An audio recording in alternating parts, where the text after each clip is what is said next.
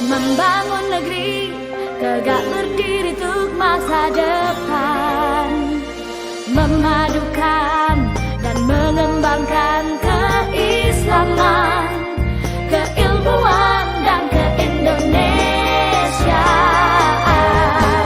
Serukan UIN, Sunan Kalijaga, unggul dan terkemuka.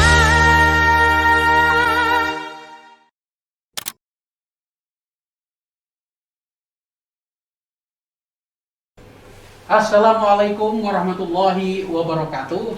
Para pemirsa Sivitas Akademika UIN Sunan Kalijaga.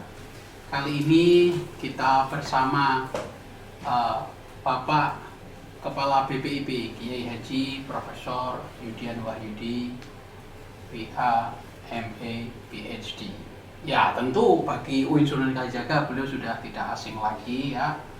Beliau rektor 2016-2020 dan akan menahkodai BPIP 2020-2024. Nah, kiprah beliau sudah tidak diragukan lagi sebagai kiai, pendiri pesantren Nawasea dan Torekot Sunan Ambia. Nah, kita akan berbincang-bincang secara rileks dan santai dengan beliau. Semoga dapat manfaat dan berkah untuk UIN Sunan Kalijaga dan mungkin juga untuk teman-teman pemirsa dari seluruh Nusantara. Oke, Prof. Yudian, Assalamualaikum Pak Yai Sunan. Alhamdulillah sehat selalu, J. Ya, kelihatan sekali beliau itu selalu energik ya. Dan saya ini rambut saya sudah ada yang putih, beliau masih hitam semua. Itu apa triknya nanti kita tanyakan lagi.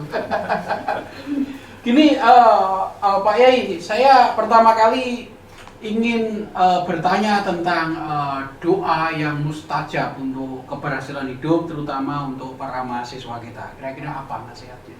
Ya, kalau saya begini, doanya itu yang paling mustajab itu doa yang diucapkan setelah sholat hajat. Ya. Nah, jadi gini, pakainya itu sabar dan sholat itu doanya. Wasta'inu bisobri wa sholat. Nah, sabar itu kalau dirumuskan dengan bahasa sederhana itu lama kan banyak kali sering. Nanti bisa ditambah silaturahmi, ditambah kerjasama, ditambah sedekah, ditambah puasa sunnah misalnya.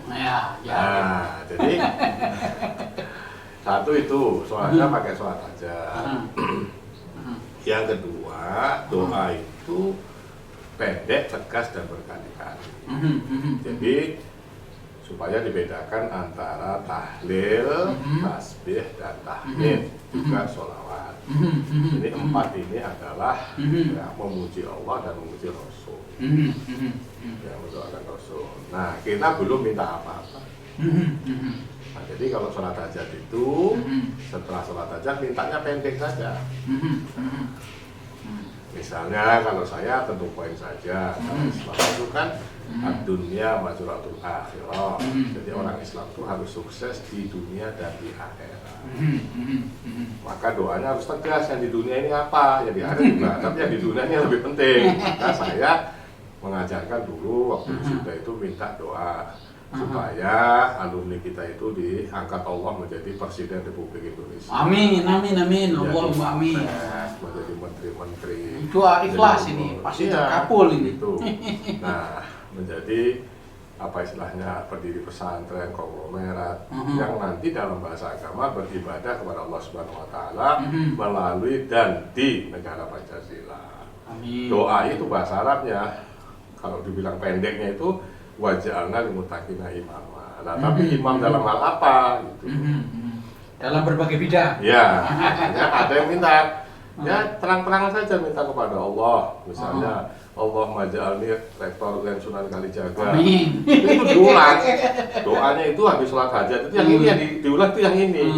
Allah maj'alni rektor UIN Sunan Kalijaga, Allah maj'alni Sunan Kalijaga. Itu kira-kira sekali habis doa itu paling nggak 99 kali lah. Nah, baru setelah itu ditutup birahmatika ya rabbal alamin. Karena yang rangkaian sholat apa itu kan bagian dari anunya ya. Kalau bahasa anunya baru pengantar lah gitu. Kalau proposal itu baru ininya prosesnya dikirim pakai pos lah jalur ya apa? Nah, mintanya apa itu harus jelas. Maka sering saya guyon ya, jangan tersinggung. Minta rezeki yang halal, yang banyak. Nah, di Wonosari musim panas, kan mereka dikai air di hujan gitu, karena ini mahal. Ya. Bener toh halal, bener kan toyib, bener toh larang gitu loh, Mas. Nah, padahal maunya minta uang, ya kalau minta uang minta aja. Allah marzukni, al-fulus wa nuqud. Dan Tuhan Maha Pemurah, Rahman dan Rahim. Apa yang kita doakan pasti Allah Subhanahu wa taala memberi jawabannya. Nah, jadi kalau bahasa anggaran itu doa kita selama ini baru pakai gelondongan. Nah, Perlu ada RKKKL. perlu per kegiatan. Iya, perlu per gitu. kegiatan. Jadi kalau lagi nulis disertasi, doanya Ilman Nafi'an itu ya nulis disertasi rampung nilainya cum laude gitu. Yang jadi jelas. hanya minta ilmu yang manfaat banyak. Nonton TV dapat ilmu, baca Quran dapat ilmu, ketemu Pak Mahyudin dikai gambar foto ini loh, acara dapat ilmu. Tapi tidak ada hubungannya dengan disertasi. Yang Oke. sedang menjadi kebutuhan umum. Oke Pak Yai, Oke. jadi begini, kita juga ingin mendengar dari Pak Yai itu bagaimana selama 2016-2020 beberapa istilahnya hikmah-hikmah yang bisa kita ambil ya selama kepemimpinan jenengan ini. Yang pertama sekali begini ya, saya itu melaksanakan pesan Menteri Agama waktu itu Pak LHS ya, bahwa saya terpilih ini ya tidak ada tim suksesnya. Nah itu kata Pak Menteri. Nah oleh karena itu saya ini tidak punya hutang budi ke siapapun. Dari sini saya harus profesional, proporsional dan apa satunya tuh Pak saya itu. Ada 3 pokoknya pesan Pak Menteri. Itu. Nah oleh karena itu saya terjemahkan ini menjadi yang saya sebut dengan kalau bahasa kita mungkin islah, rekonsiliasi begitu. Alhamdulillah. Yang saya sangat pentingkan sebagai rektor adalah persatuan dan kesatuan secara leadership ya, dari kalangan dosen, pejabat, dosen dan mahasiswa. Nah oleh karena itu kalau bahasa lain ya saya mengambil jalan tengah, jalan kompromi yang seperti dikehendaki Pak Menteri tadi. Ya, maka saya baca peta politik itu ya. Yang mudahnya hari itu kan ada 3 komponen besar. Nah oleh karena itu saya bagi masing-masing sesuai dengan tanda petik porsinya. Nah saya pilih orang-orang yang profesional. Nah seperti dikatakan. Oleh karena itu kalau bahasanya jadi terjadi merangkul. Merangkul ini penting. Jadi kalau bahasa Imam Syafi'i ini namanya ijma'ul ummah. Ijma rumah atau bahasa kerennya itu akomodatif. Ya, begitu. Nah, itu tapi orang-orang yang harus ditempatkan itu karena sesuai dengan amanah PMA 68 itu rektor ya saya yang menentukan orang-orangnya. Jadi saya minta dari perwakilan masing-masing kirim orang ini. Nah, kalau kamu tidak bisa orang ini cari yang lain. Kalau saya tidak setuju usulan kamu cari yang lain. Sampai kira-kira Cocok. terjadi Nah, ijma. Iya, terjadi Ijma ulama. Iya, karena di situ intinya harus bisa kerjasama dengan rektor. Jadi jangan sampai kita sudah kompromi, kita sudah profesional ini, tapi yang diangkat tidak mau kerjasama. Karena di dalam pemerintahan itu tidak ada kata lain, sami'na wa ta'na bagi orang yang diangkat. Banyak yang mengangkat.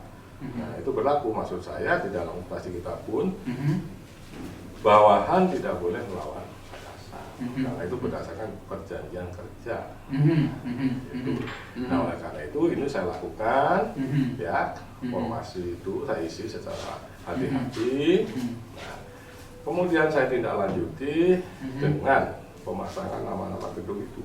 Nah ini yang sebetulnya menjadi warisan ya, menjadi legasi ya.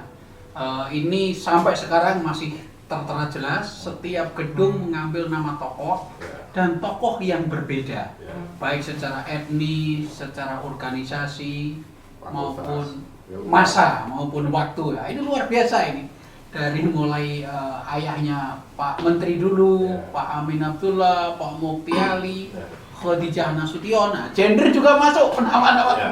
Gimana ini filosofinya Pak E? Ya filosofinya beginilah, bahasa saya begini, tidak ada moderasi apalagi Islam ya tanpa ijma. Alhamdulillah. Ya, ya.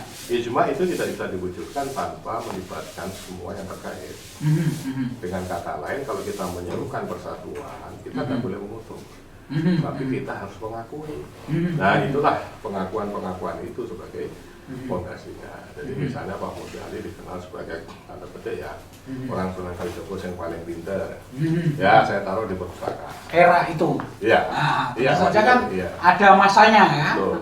Ada tren pemikiran, ada masa, ada konteks. Ya. Makanya saya letakkan sebagai nama perpustakaan. Perpustakaan. Tanda petik sebagai sumber ilmu. Nah begitu. Untuk PB misalnya itu titik lemah umat Islam kan di ekonomi. Nah, maka kita bareng memperbaiki ekonomi, kelemahan kita ekonomi, ya dengan cara pertama menyatukan sikap.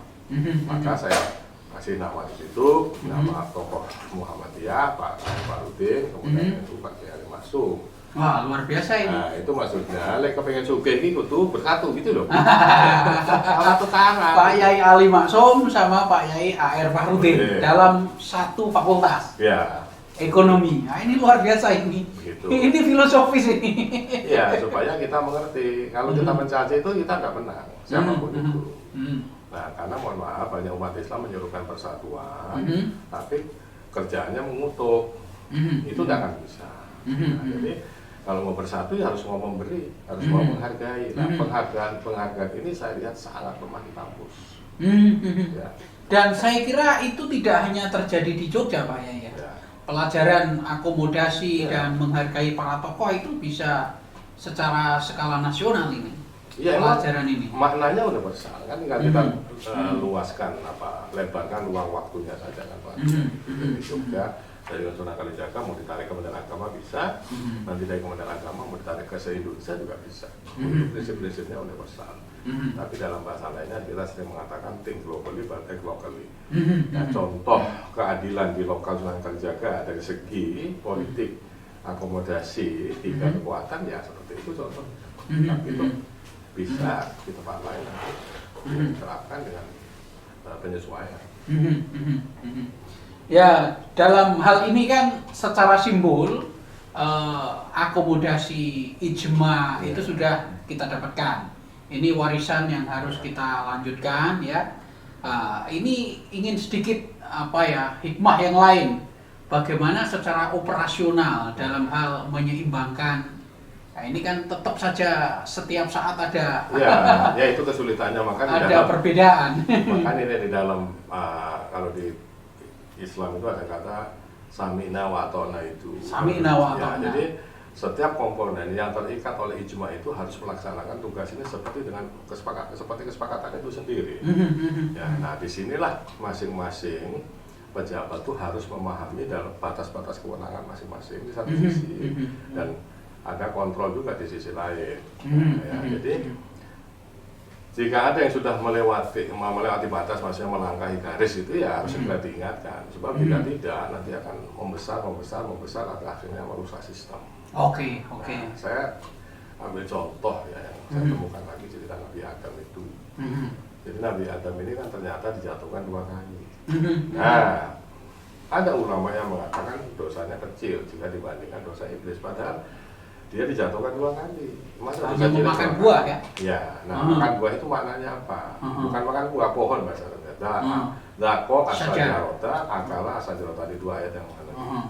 Nah, jadi intinya jatuhnya Nabi Adam itu gambaran banyak dimensi, tapi yang mau saya tekankan dalam konteks yang ditanyakan Pak Rektor ini adalah contoh pejabat muda yang pinter, kurang pengalaman, ya, ada backing, nutup telinga, ya, melanggar apa yang menjadi tupoksi utamanya.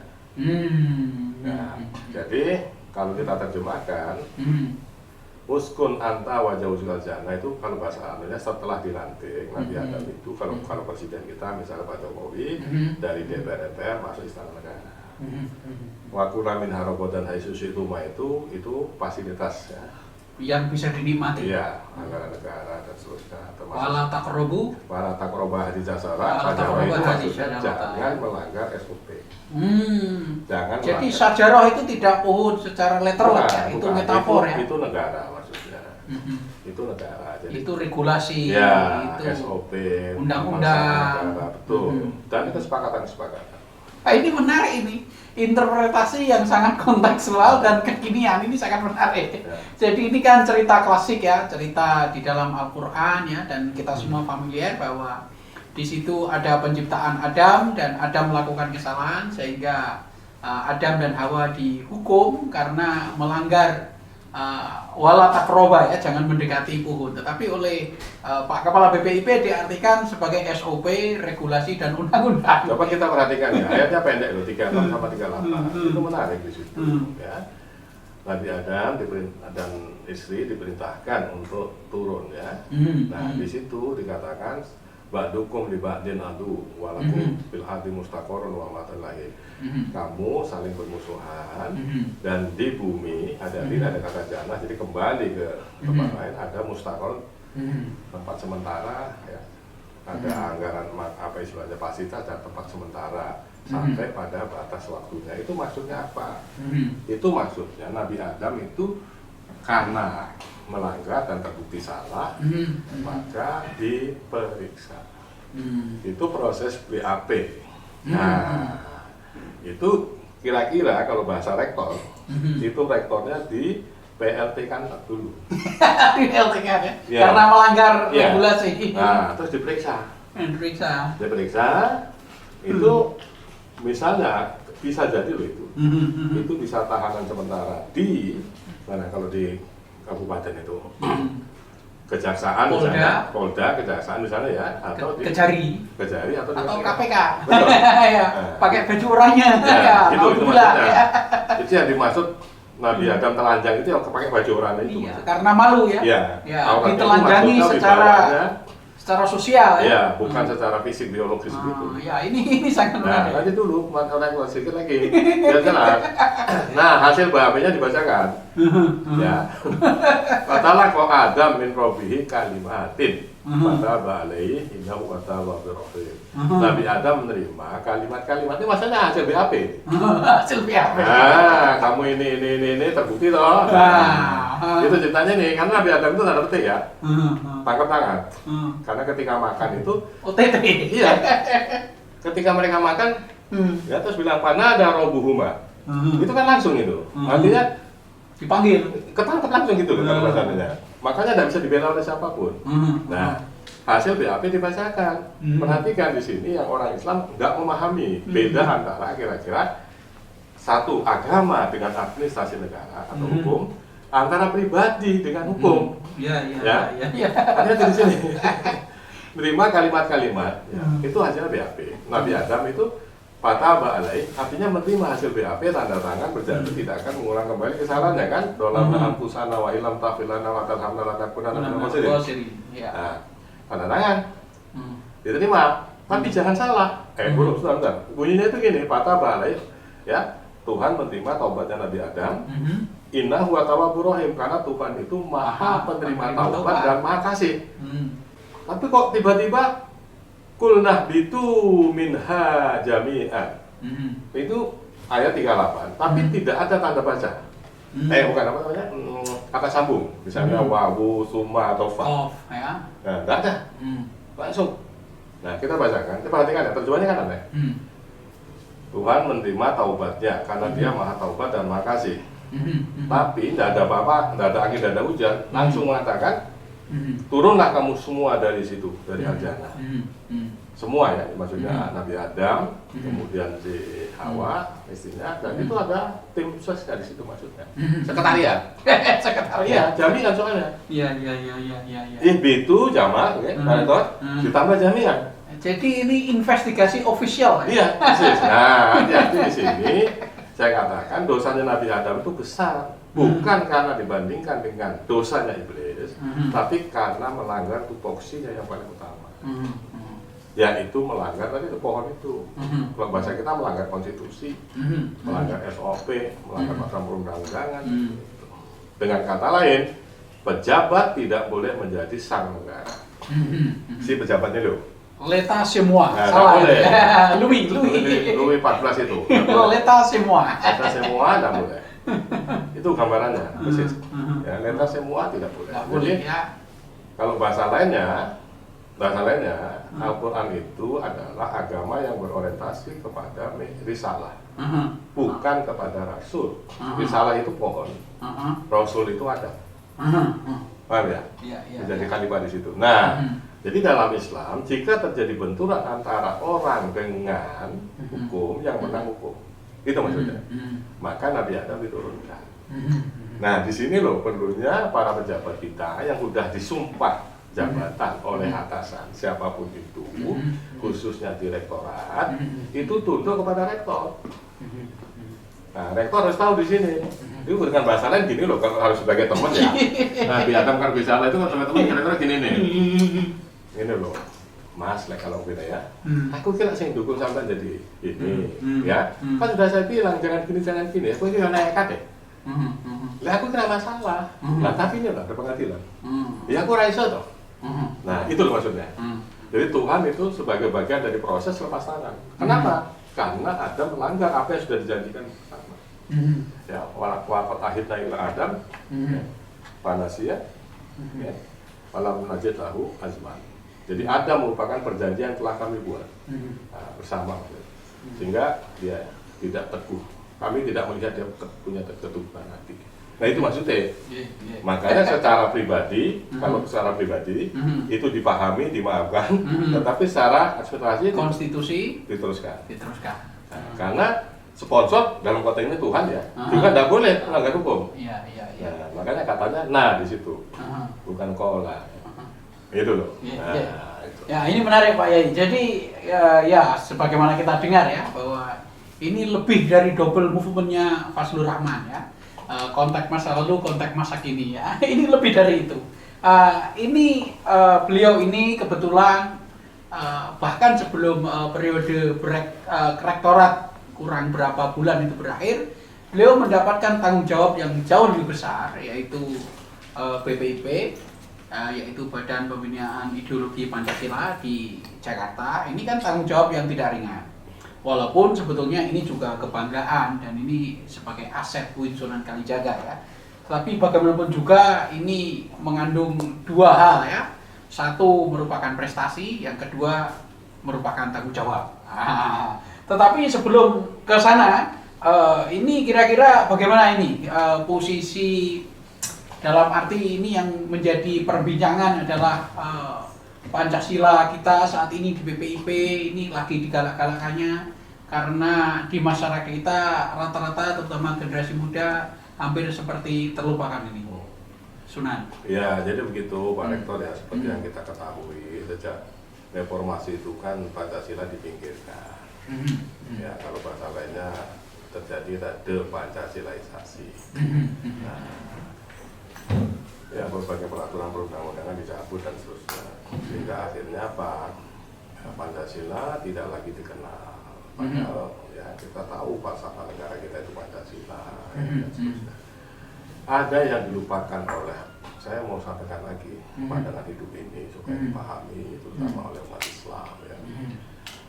Jadi begini, kalau ditanya dulu Pak Rektor, mengapa umat Islam yang mayoritas ini harus tunduk kepada Pancasila?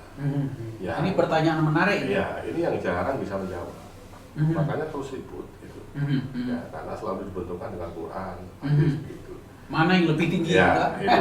Padahal ada yang lebih tinggi yang mereka tidak pahami. Yang lebih tinggi itu juga diakui oleh Al-Quran, yaitu revolusi yang menang memimpin.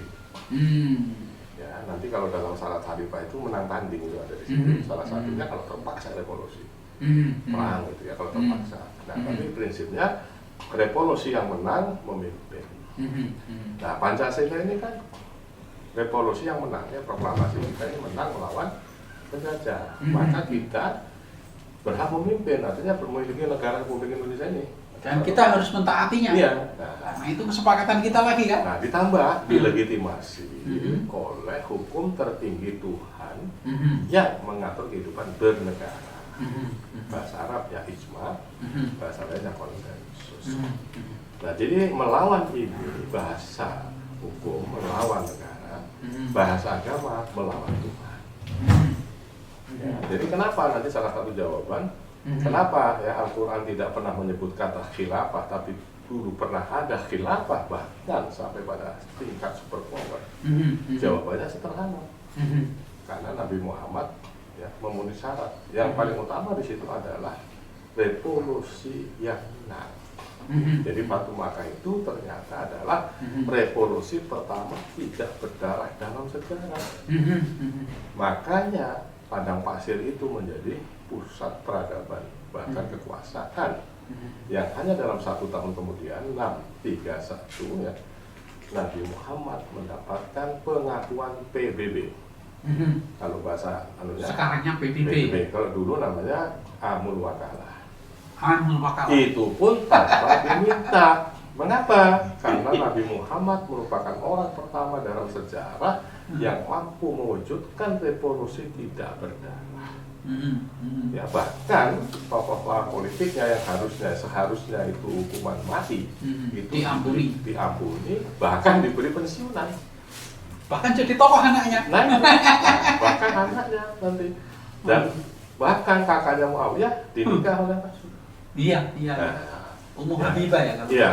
Nah, itu menjadi yang namanya kalau bahasa Islamnya ala hulukin adim. Wa innaka ala hulukin adim, itu ini yang dimaksud. Puncaknya Nabi Muhammad itu kalau bahasa hari ini memecahkan rekor.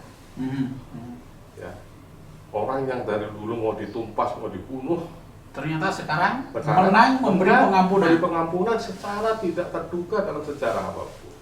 Tanpa perang. Itu cara Sunan Kalijogo menang tanpa tanding. Nah, tanpa ngasorake juga. Nah, di situ ya. Nah, dari situlah Islam itu nanti muncul di panggung dunia kekuasaan, jangan salah. Ya, politik. Nah, itu memang hukum internasional. Gitu loh, sampai cari aja sudah. Saya ambil contoh yang belakang saja. Kenapa Amerika itu menjadi negara? Ya karena, atau kita tarik dulu ke belakang. Kenapa Inggris menguasai Amerika? Karena menang mengalahkan Spanyol. 1588. Nah, kenapa Amerika revolusi? Jadi negara? Karena revolusi menang 1776 mengalahkan Indonya Inggris. Nah, sekarang kenapa Amerika menjadi superpower tunggal? Itu karena memberi perang dunia kedua dan menang. Nah, kita teruskan yang dulu itu Soviet itu. Ya, Bolshevik merevolusi Tsar. Menang. Tsar jatuh. Tsar jatuh lah. Nah, dia muncul sebagai Soviet Union karena menang juga di perang dunia 1. Tapi kenapa superpower yang gedenya kayak gini nih justru kalah? Karena direvolusi oleh si siapa? Yeltsin. Nah, Gorbachev nggak mampu membendung. Ya sudah. Jadi sekarang Rusia sebagai pewarisnya. Nah, masih banyak contohnya. Nah, itu yang secara filosofis atau apa gitu belum dipahami oleh umat Islam. Jadi mereka juga lupa kenapa dulu Islam bisa besar itu ya karena menang revolusi. Sebenarnya begitu. Dan kenapa Indonesia bisa sebesar ini ya karena menang revolusi, Perang Dunia II, semuanya pulang, diambil alih oleh Pancasila. Gitu. Gubernur Jenderal sudah tidak ada lagi.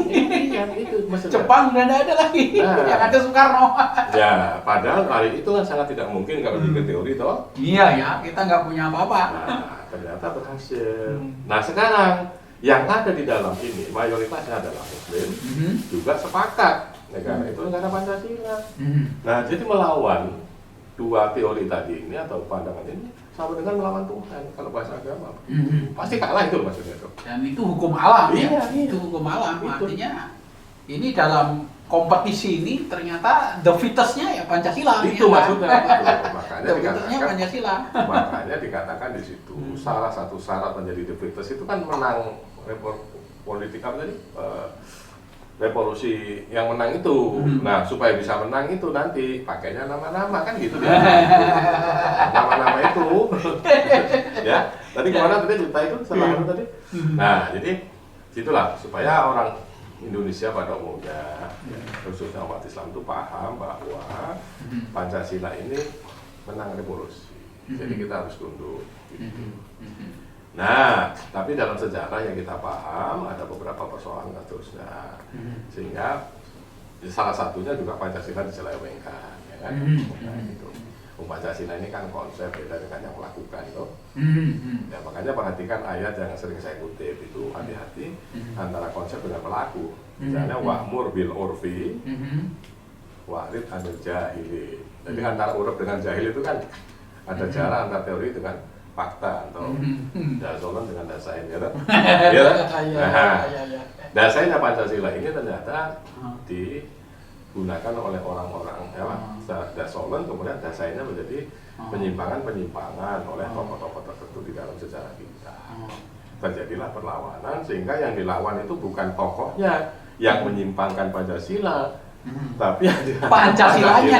Nah, ini persoalannya. Padahal Pancasila ini konsep yang bisa direinterpretasi lagi kan? Iya. Bisa dikontekstualkan gitu ya. Nah, dari situ kita kembali dari nol. Jadi salah satu kelemahan bangsa kita ini adalah kalau kita tidak menyukai seseorang, apalagi kelompok politik, Konsepnya juga ikut kita diserang. dihabisin, ya. Dihabisin. Padahal sebetulnya boleh saja orangnya dipisahkan dari konsepnya. Itu mestinya begitu. Jadi kalau bahasa Pak Rektor dulu itu ya di atas pundak raksasa. Jangan bawah lagi. Nah, sekarang harus mulai dari bawah lagi. Nanus gigantum humeris incidentis. Itu. Berdiri di atas pundak raksasa. Itu maksudnya tinggal melanjutkan yang benar itu, yang salah perilaku toh. Nah, perilaku maksud orangnya diproses. Lah hukum apa Pancasilanya ya yang baik-baik tetap dilanjutkan, yang maksudnya dikembalikan kepada pemahaman yang tanda petik seharusnya. Nah, begitu. Nah, disinilah maka BPIP ini punya tugas yang berat, besar ya, dan luas sebenarnya, karena harus se-Indonesia sebenarnya. Ya, jadi habis menakodai Sunan Kalijaga yang sesapen, sekarang menakodai Nusantara ini. Ya. Nah, jadi istilahnya ini amanatnya diperluas. Ya, betul. Amanatnya diperluas. Nah, disitulah maka terjadi perluasan dalam banyak hal. Ya, salah satu cara menyikapi problem mana yang lebih utama, kemudian juga relasi dengan berbagai pihak. Makanya kita membuka diri kepada seluruh elemen bangsa Indonesia ini. Ya tentu melalui prioritas dulu, karena saya masih di tahap awal kan.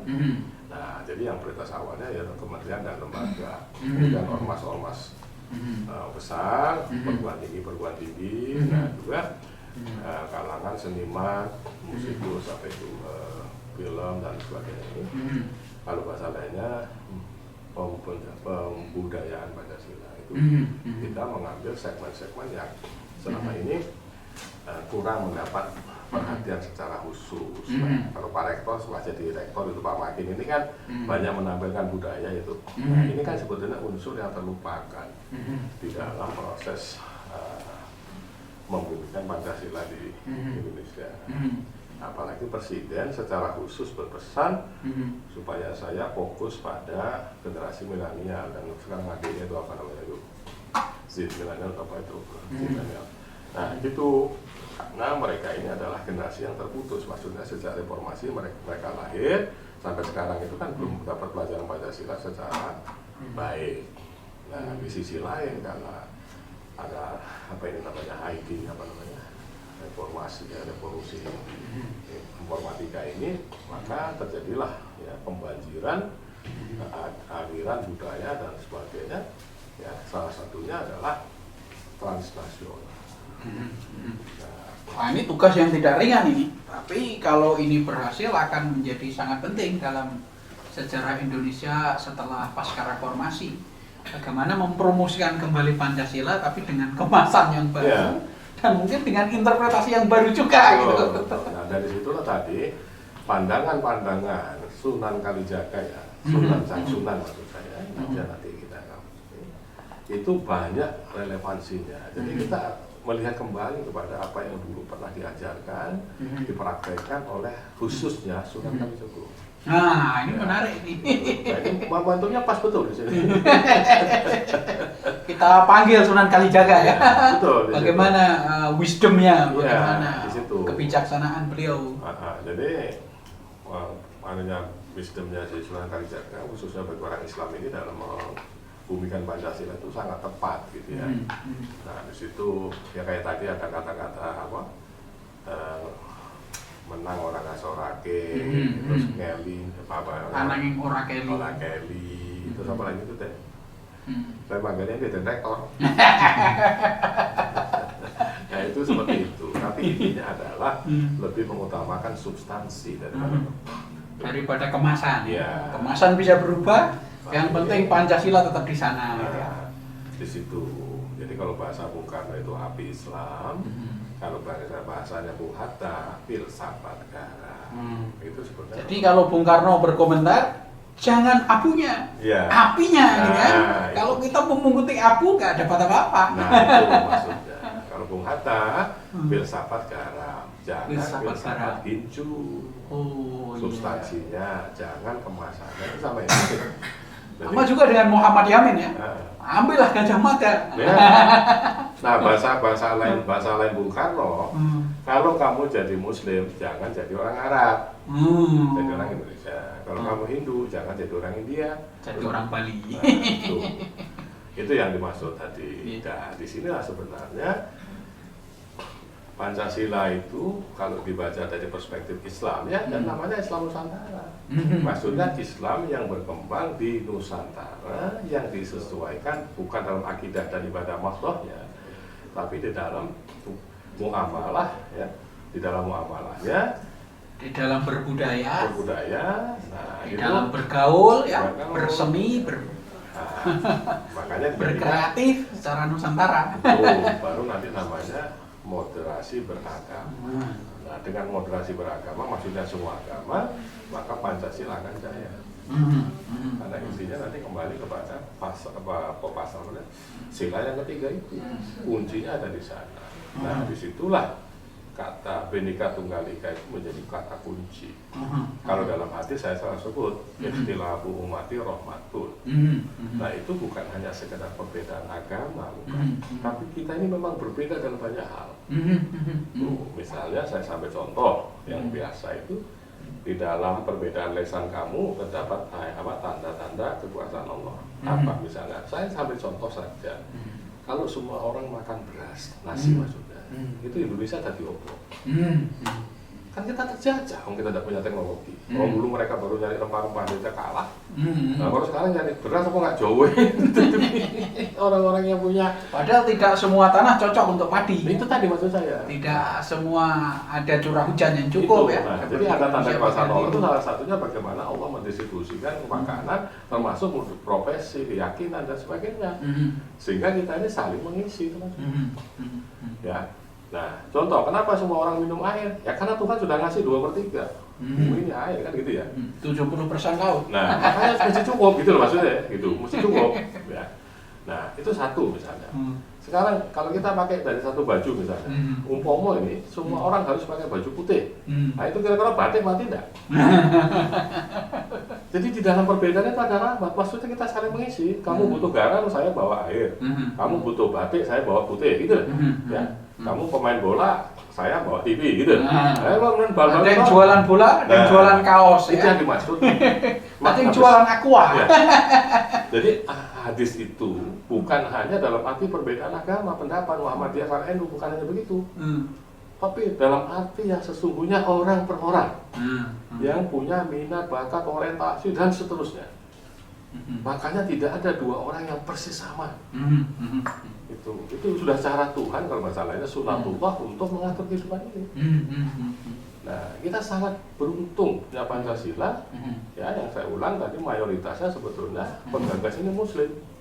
Ya, tapi tadi Islam yang sudah diijmakan, ya, membaca yang namanya proklamasi yang menang itu. Itu. Makanya di awal itu, ya ini saya ulang berkali-kali mukjizat bangsa Indonesia. Ya. Maksud saya ini bukan teologis, tapi kalau dibaca ketidakmungkinan itu atau kemustihan itu sangat besar. Tapi nyatanya terbukti itu bro. Itu kalau minjam bahasa agama namanya bisa. Gitu. Jadi dengan bahasa lain begini kalau mau mujizat dijelaskan. Jadi kita Muslim Indonesia ini sebetulnya itu loh menjadi Muslim yang paling mendapat rahmat Al-Quran, itu loh yang bisa bersatu. Wa'tasimu bihablillahi jami'an. Ini kan perintah, ini kan mujizat itu. Nah, jadi mujizat itu kita dapat, maksudnya kita mendapat rahmat Al-Quran bisa mewujudkan perintah itu. Nah, makanya disebut dengan Islam rahmatan lil alamin. Bhinneka Tunggal Ika. Ya, agreement is agreement. Nah, secara internal maka perlu ada kesepakatan dalam hal-hal yang memang tidak bisa disepakati. Ya, dulu saya pernah menyampaikan contoh-contoh alamiah gitu. Ya, contoh alamiah misalnya sama-sama UGM Sunan Kalijogo, tapi kan beda antara saintek dengan syariah, betul? Ya, kalau semua orang syariah atau semua orang UIN Sunan Kalijogo harus belajar kimia, fisika, itu mendem dah itu nanti yang lain-lain, hancur dah itu Sunan Kalijogo. Nah, UKP kalau fisika sampai level sekian begitu misalnya, kan tak bisa. Begitu juga kita tidak boleh memaksakan ya di kimia, biologi itu harus seperti yang kita kendaki di fakultas lain. Nah, dalam itu kita sepakat itu namanya SKS itu berapa persen. Nah, sehingga terjadilah saling mengisi tadi. Ya, ikhtilafu rohmanya itu maksudnya ketemu. Sarjana UN Sunan satu ya, sarjana Sunan Kalijogo itu punya ya pemahaman umum tentang agama bagi yang apa? Yang Syariah. Ya, semua nanti yang eksak paham begitu. Tapi ada perbedaan di situ. Minat bakat ya. Ini namanya fardu kifayah. Nah, jadi kimia misalnya tidak boleh diwajibkan untuk semua fakultas. Karena kan diwajibkan bisa tanda petik membunuh itu. Mau mata wajah saya banyak nggak lulus. Tuh, ya toh? Kalau saya stres gitu. Nah, itu dan seterusnya. Itu namanya jadi Bhinneka Tunggal Ika itu kalau ditarik ke dalam fikih itu masuknya ke fardu kifayah. Yang itu diselesaikan dengan ijma. Ya mungkin ini, ya ijma itu kan berlevel. Jadi kalau di saintek misalnya ada prodi matematika, itu ya tidak cocok dalam arti punya kekhasan yang tidak boleh disamakan begitu saja dengan informatika, ya biologi misalnya. Nah, apalagi dia lari ke fakultas syariah, kan gitu. Ada banyak hal yang harus yang kita sepakati. Dua ini berbeda atau mereka ini berbeda. Oke Sunan, kita sudah, ya saya biasa memanggil Sunan karena beliau pendiri Torekoh Sunanul Ambia ya, dengan doa-doanya yang khas ya. Kita sudah berbincang tentang UIN Sunan Kalijaga, tentang sedikit leadership, tentang keadaan negara, tentang sejarah, tentang tafsir sedikit, dan terutama tadi tentang Pancasila dan rahmat perbedaan bagi bangsa Indonesia. Saya kira ini sudah sangat luar biasa dan kita doakan semoga Pak Kepala BPP sehat selalu, seluruh keluarga, dan rahmat Allah menyertai bangsa Indonesia juga. Untuk menutup acara ini saya mohon Pak Kepala untuk berdoa baik untuk para sivitas akademika UIN Sunan Kalijaga dan juga untuk bangsa Indonesia. Ya. Allahumma ftah lana abwaaba istana waj'al abidatan nasi tawilaina Allahumma ja'alna qawlan wa waziran wa rasul jumhur Allahumma ja'alna qawlan wa waziran wa rasul jumhur Allahumma ja'alna qawlan wa waziran wa rasul jumhur bi rahmatika ya alamin. Alhamdulillahirabbil alamin. Demikian sivitas akademika UIN Sunan Kalijaga dan para pemirsa mungkin dari bagian Indonesia yang lain. Kita sudah bersama dengan Kepala BPIP, Profesor Kiai Haji Yudian Wahyudi, BAML PhD. Semoga perbincangan kita bermanfaat. Assalamualaikum warahmatullahi wabarakatuh.